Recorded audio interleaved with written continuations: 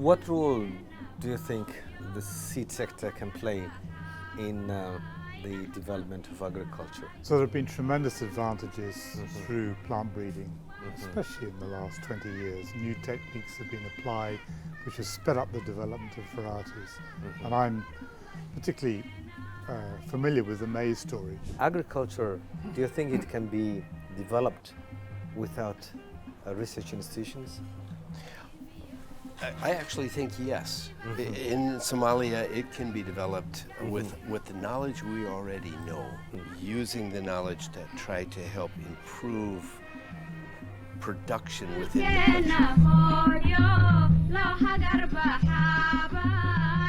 country. Today, 14th of August 2023, we have the pleasure of interviewing two important people, Paul Porter, who has worked in the bioagricultural development in the 80s, and Richard Jones, who has been involved in seed sector studies in Somalia in around 2002. We'll have the opportunity to discuss on their experience, and we hope this will be of benefit to the young agricultural professionals. What role do you think the seed sector can play in the development of agriculture? So there have been tremendous advantages through plant breeding, especially in the last 20 years. New techniques have been applied which have sped up the development of varieties. And I'm particularly familiar with the maize story. You know, maize is a widely grown food crop throughout the world. I think it's one of the primary food crops now. And what we've seen is tremendous advances in disease resistance. I remember walking into a farmer's field in Malawi, and they'd introduced a variety of maize, and the traditional variety was completely devastated by a leaf blight. It wasn't a green patch on the plant. There was a new variety next to it, completely untouched, and it really was an eye-opener of the power that plant breeding can bring for things like disease resistance, pest resistance, apart from improved productivity. So, you know, when you show those sorts of results to farmers, they are impressed, and very quickly they adopt those technologies. But it has to be done in collaboration with farmers. And I'll give you a story. In Malawi, farmers had been introduced to hybrid maize. It was very popular, but they grew it for the market. They didn't keep their hybrid maize on the farm. And there was a very simple reason. The hybrid maize had quite soft, denty grain traits. Couldn't be stored. It couldn't be stored. Whereas the local maize, which farmers had selected, had a flint grain, very hard grain, and the insects didn't touch it. That's it. So they didn't say, no, we're not going to grow hybrid maize. They said, we'll grow hybrid maize. That'll be our cash crop. And the hard local variety will do it for our grain stores. So, you know, farmers are smart, and I think we have to let them make these sort of decisions, but we can expose them to these technologies, and they will decide what they want to do and what they don't want to do. But plant breeders are good at plant breeding, but they're not so good at getting the varieties out into the hands of farmers. And my sort of last 20 years in agriculture have been very much involved in helping to develop seed systems. And there's been a big shift away from government-managed seed companies towards letting the private sector get involved. And that's been an exciting journey. I was working for the last 5 years supporting local seed companies. And some of these seed companies started off as very small, often farmer-managed seed businesses, and then they got involved in the business itself. And some of them producing thousands of tons of seed now, which they're selling to farmers, trying to understand what farmers want, and applying the science of seed production to seed, and applying the business principles to marketing and distribution. And I think, for me, what I see in Somalia is that, you know, back in the day, before the civil war started, it was a government-dominated system. Government research, government extension, as in most countries in Africa. But in the intervening period, governments haven't been able to sustain those investments, and they've opened it up. And now we see a sort of much more interesting dynamic with the public sector taking responsibility for things that the private sector won't get involved in, but the government allowing and supporting the private sector to get involved in other areas where they have a competitive advantage. And I think that's one of the things that we're trying to do in Somalia, working with SATG and now more recently Filsan. SATG started doing a lot of good work. Farmers would come and say, well, where can I buy those seeds? Where can I do this?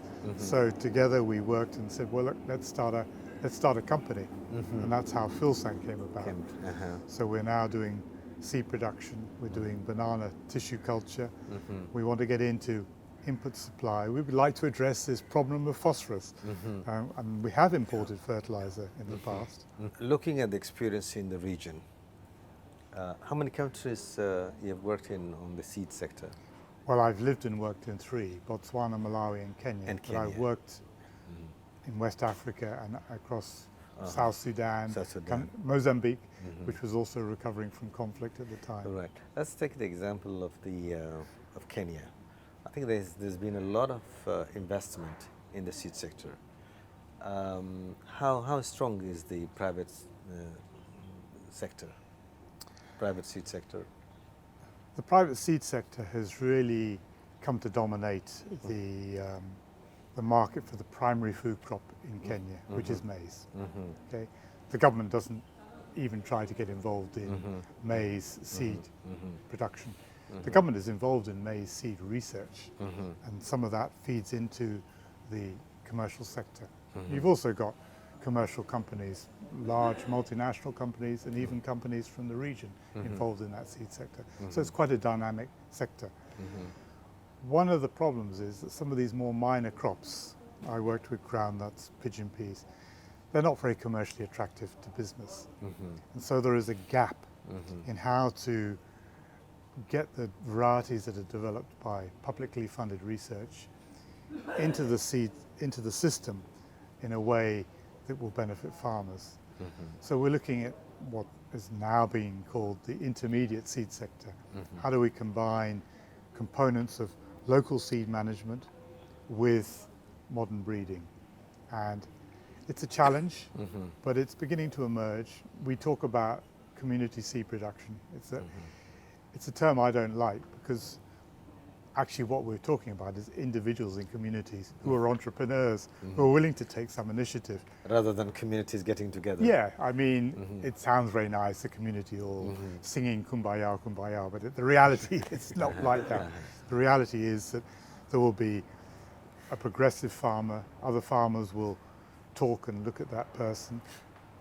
This intermediary approach hasn't come as a design, but it's a reaction from the farming communities to the private seed sector, isn't it? It's a reaction from the farming community, and I think also recognition that over-regulation imposes costs. Right? We need regulation in the seed sector, especially for the hybrid crops, because seed is it's a funny animal, right? If you give me 2 bags of grain, right, and say which one is seed, by looking at it, I can't tell the difference. The only way that we know the difference is that a protocol has been used to produce that seed, which will maintain the integrity of the genetic makeup of that variety. And if you don't have a regulation, it's very easy to bypass. And we've seen in many African countries, not only in Africa but elsewhere, for entrepreneurial business people just buying grain, putting it in a bag and selling it to farmers. And some of that's been going on in Somalia with the humanitarian agencies that say, well, you know, they recognize that bringing in seed from outside doesn't solve the problem. It's more appropriate to provide local seed, but what they tend to do is end up buying grain from the grain market and distributing it. The seed sector occupies a very important role in the agricultural development. and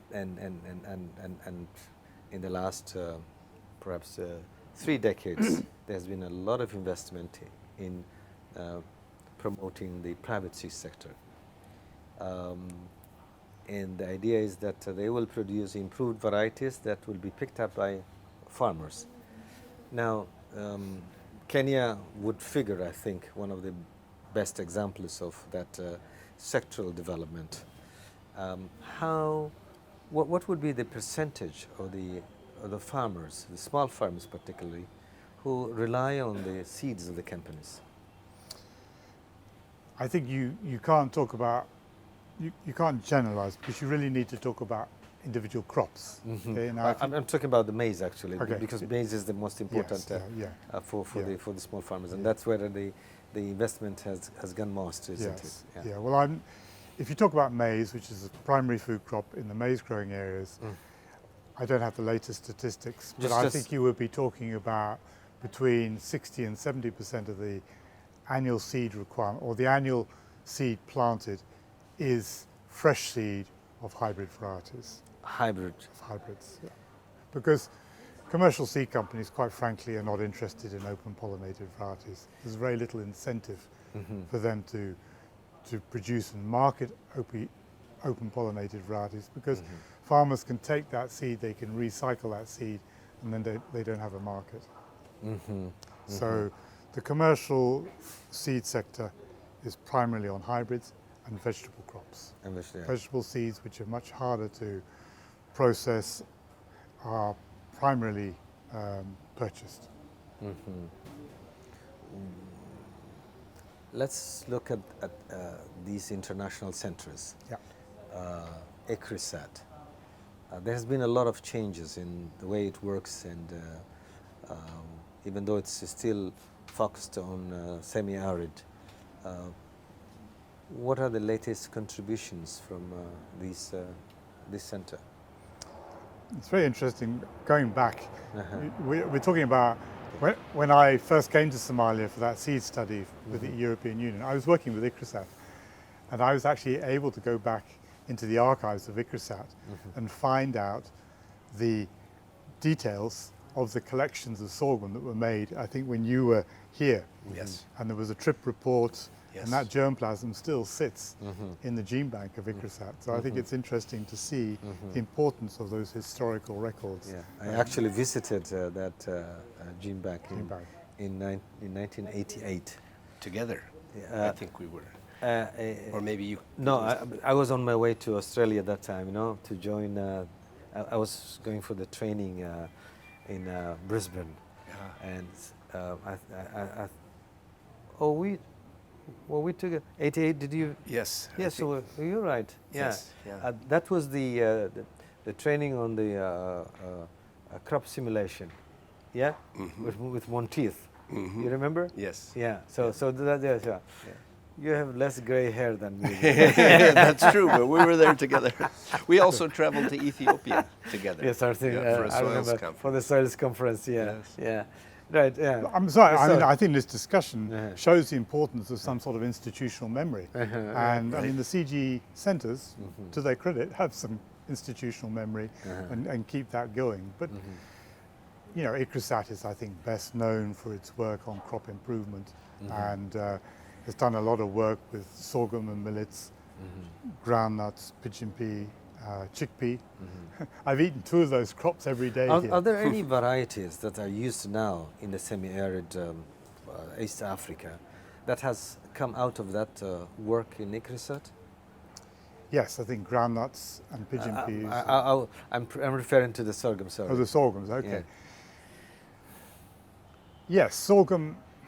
It's a relatively minor crop in many countries now in Eastern and Southern Africa, which is a pity, because as maize has developed... Would it qualify as an orphan crop? Well, I think it's actually undergoing a renaissance, because what we've seen now with increased weather variability because of climate change, farmers are looking back and saying, actually, sorghum has a role to play. Now, one of the Achilles heels of sorghum is, of course, bird damage. And if one farmer starts growing sorghum in his or her field, every bird comes and eats it.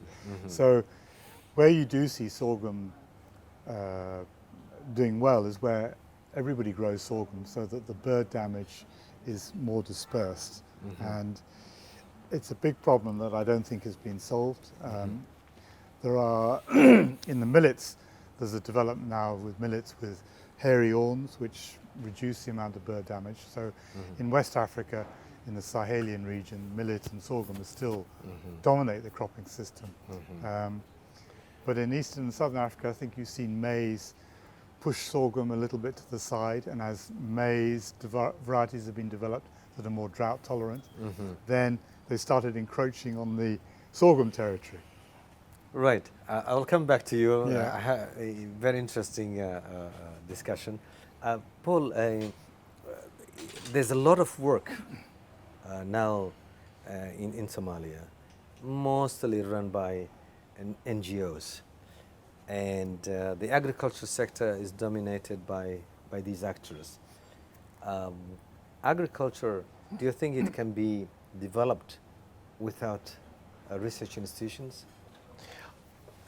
I actually think yes. In Somalia, it can be developed with the knowledge we already know.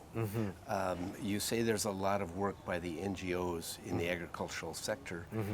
I would say 10 times the amount of effort has gone towards humanitarian relief. Very little has gone towards development, using the knowledge to try to help improve production within the country. And actually the numbers would suggest that Somalia produces less grain than it used to back in the 1980s. And you can ask, well, why is that? And we can list off a number of reasons. Less agricultural land is being cultivated, although the land is good. We could produce more, but a lot of foreign aid is coming in, bringing in a lot of foreign-grown corn, maize, at a very cheap price, and it helps suppress what the local farmer can get for their crop. So it's a disincentive for the local farmer.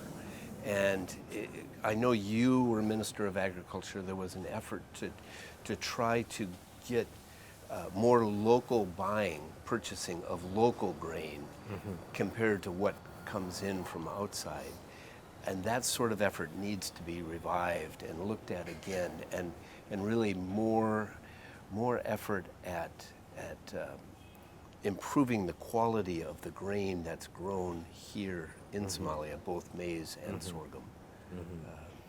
You're saying we have got a lot of knowledge already available that needs to be put in practice.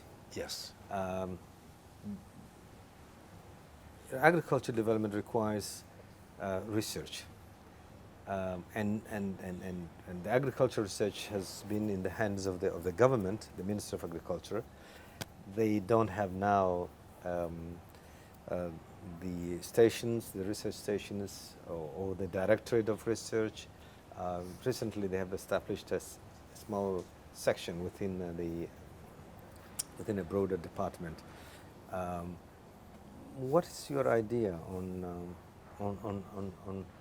rebuilding the research capacity in Somalia?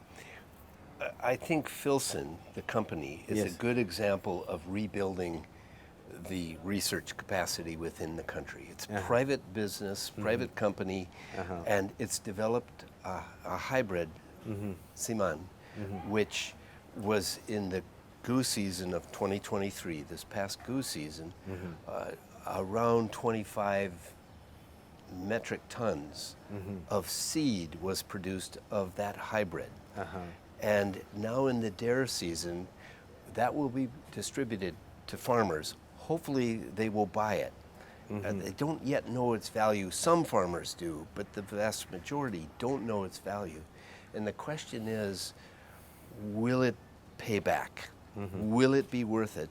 And do we upscale for the next year and the next year to get more of that improved maize variety out to farmers? Will they accept it? It's an exciting time. And I think 5 years from now, we will know more of the answer to that question.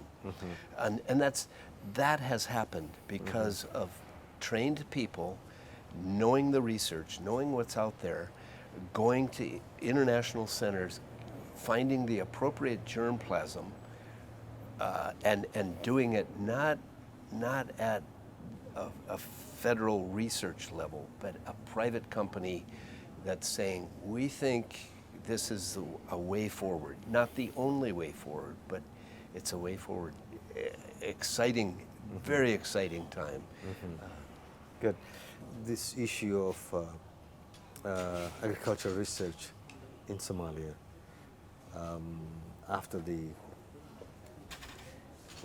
civil war, everybody who has been trained in the past is gone.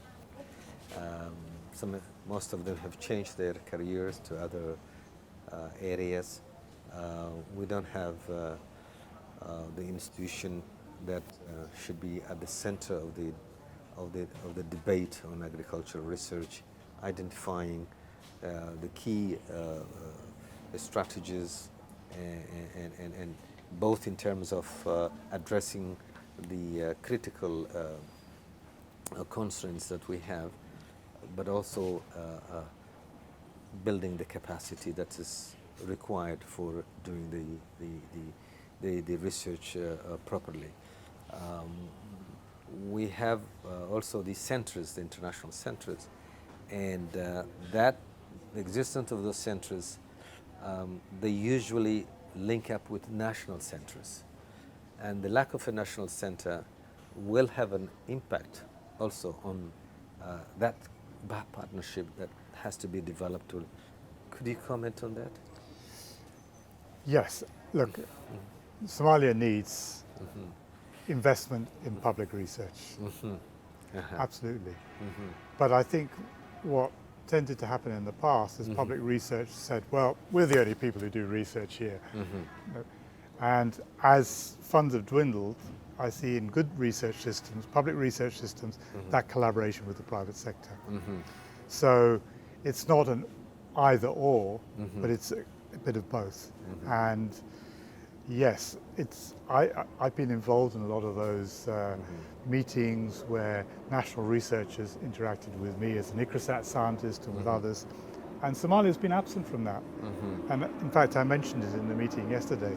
In many of these discussions, Somalia is completely absent, which I think is worrying, because there's a lot of exciting things going on in the region, in policy, in germplasm exchange, and because there is no focal point in Somalia, you've missed out on it. In fact, I mean, I think one of the benefits that I've been able to bring into SATG is I'm plugged into those systems, and I've been able to interact with the management of SATG to bring that sort of input into the organization.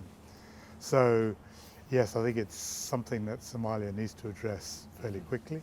We talked about it yesterday with the regulatory agency, SARIS. There's a lot going on in Africa on regulatory reform, especially in seed, because seed is highly regulated. I've been involved and supported COMESA, the Common Market for Eastern and Southern Africa, in seed trade harmonization. You know, it's been very difficult to move seed between countries. And this variety is grown in this country, this variety is grown in the neighboring country, but you couldn't move seed across the border. And if there was a drought in this country and this country needed it, we had this ridiculous situation that the regulatory environment wouldn't allow that movement. A lot of that has changed now, and we're seeing a lot more free movement of seed across borders, which is exciting. We've now got this big initiative, the African Continental Free Trade Area. Governments sign up to these things, but the implementation is too slow. So I think Somalia needs to get engaged with this. I think Somalia could take some leadership, because you don't have that baggage from the past. You can start off afresh, and but there does need to be some government investment. Now, in our center, we're working on bridging between the old generation of agricultural professionals and the new one. we're also trying to trace the documents that have been produced in the past. Can you give some advice on how best that can be done? Let me start with you and then I'll come back to you. Well, it's certainly a challenge.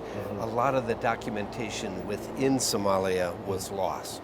And so information prior to 1990, if it was stored solely in Somalia, unless somebody took it and saved it, it's totally lost. Do you think if we went to Wyoming we could trace some of those documents? No, I actually did that. You did that? Back in the 90s, probably, and said, what do you have? Oh, well, we have some of it in the archives.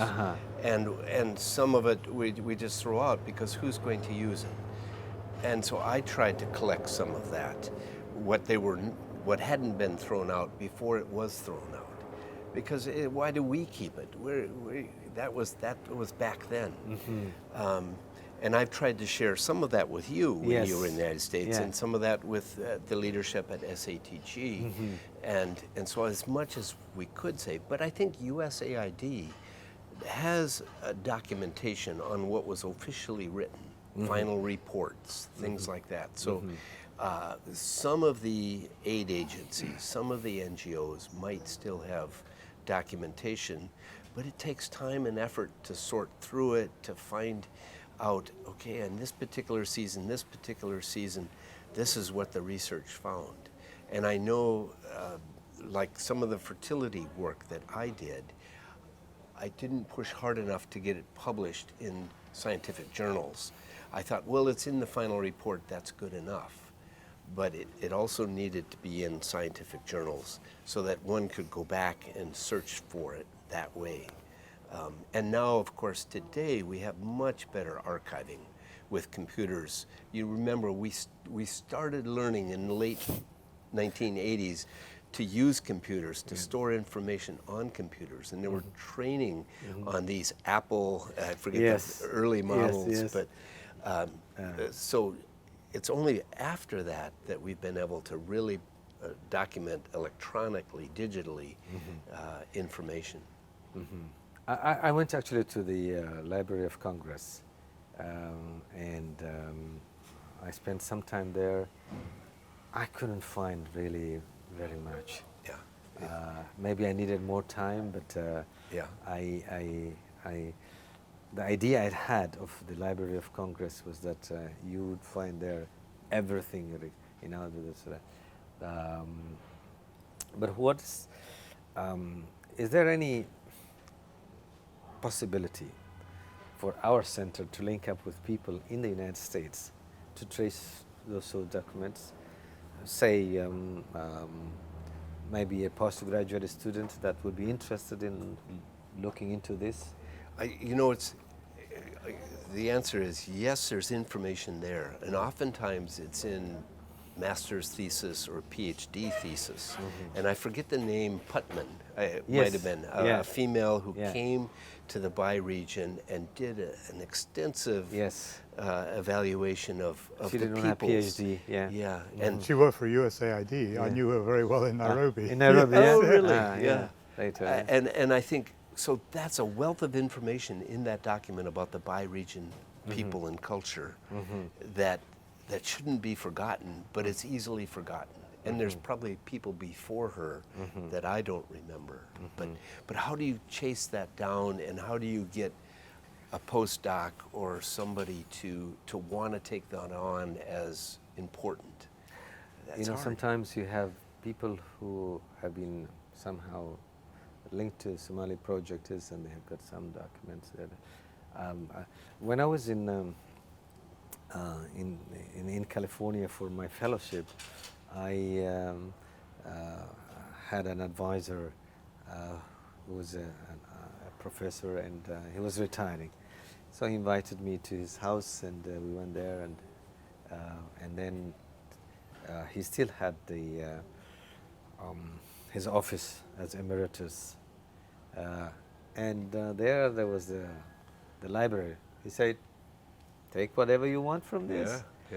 And I took everything I could, but because I was traveling, and I actually I had to leave behind some of my personal belongings, so that I can take those books back here. Yeah. And some of them, maybe you need to look around and see where these could be found. Some of the universities, if it's not in Wyoming, maybe in Michigan or I don't know. Utah State Utah with State, extension, red rangeland. It needs some really serious work of collecting that information, and I was just wondering whether that could be done within a research program that is being done one of the universities, through. It's a challenge. Anybody who would be interested in Somalia and what has been done in the past? To find somebody like that, Yes. What's their incentive? Why? You've taken on this project of trying to document history, and it takes people like you who have the desire to learn from the past, and we all should learn more from the past, because it is a guide. What does it take? What does it take? I don't know, Richard, do you have an idea? I think it's an interesting question. I've just moved house, okay, and in moving house, I've gone through boxes of material that I've got, including some old reports. Sadly, not from Somalia. But, I put them on the bookshelf, and then sometimes my wife says, "Why are you keeping this?" So, I think it is well worth going and approaching people who've had some link to Somalia. You mentioned Diane Putman. I knew her very well. She worked in Nairobi. Yes. Her daughter went to the same school where my Is that wife was right? teaching. I'm sure she's somebody that would jump at the chance to provide material from her archive. Maybe if she you has. can link us up Yeah, with yeah, them. and I mean those sorts of links. The United Kingdom was associated with Somaliland in the past, and the British are quite good at keeping old stuff.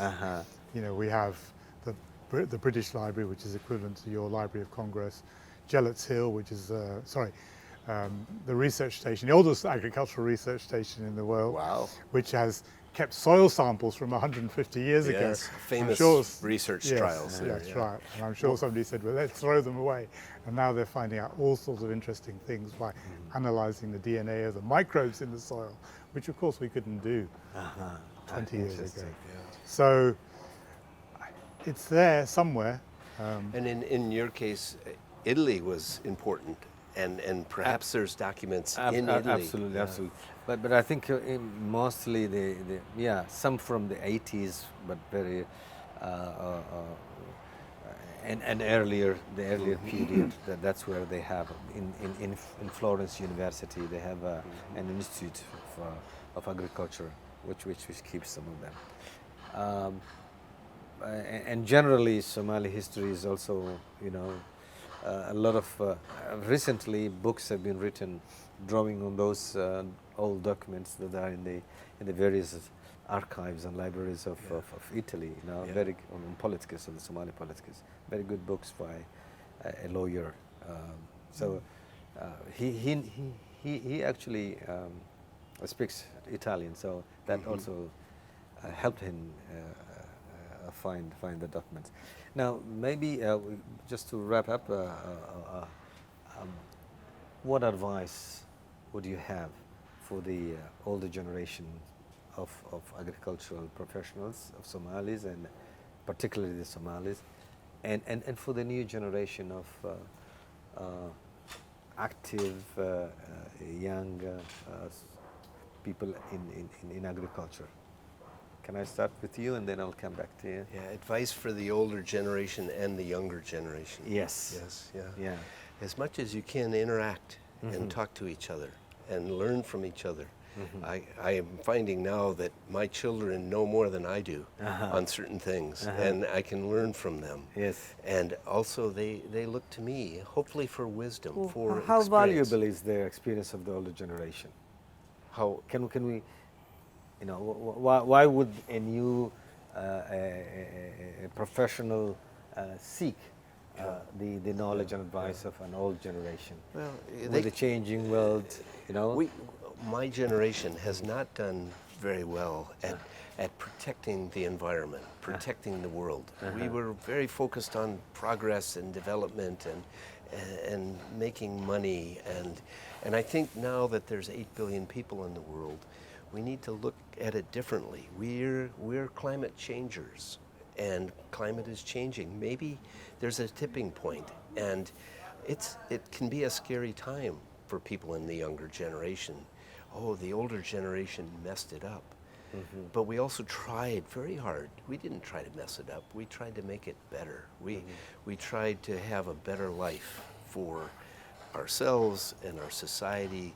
We live longer now, and sometimes that's a problem. Now that I'm getting older, I watch my parents die, and we don't have a good process of allowing death with dignity. And the younger generation is going to see that as they get older.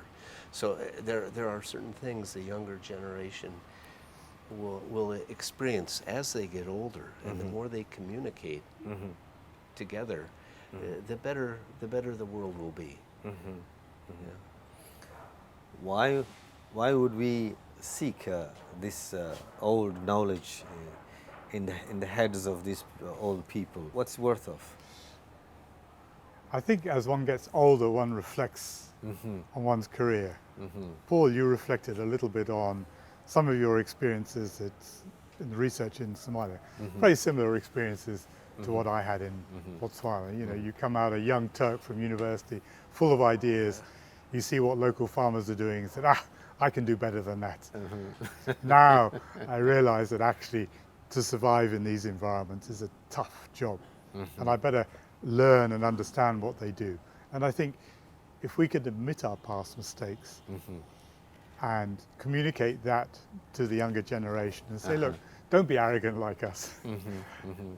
Learn, listen, appreciate, and see how you can bring in new ideas. Let those new ideas percolate in the community. Don't impose them. If they're good, the community and the farmers will take them up. If they're bad, they'll say, nothing lost. But if you don't do something, nothing is gained. So let's be a bit less arrogant. Let's understand what goes on there. But let's expose people and allow that process to happen more organically. And the other issue is that you don't stay young forever, and you will be the older generation. Your soon, time will come. Too soon. and yeah, don't forget that. That's for you. Yeah.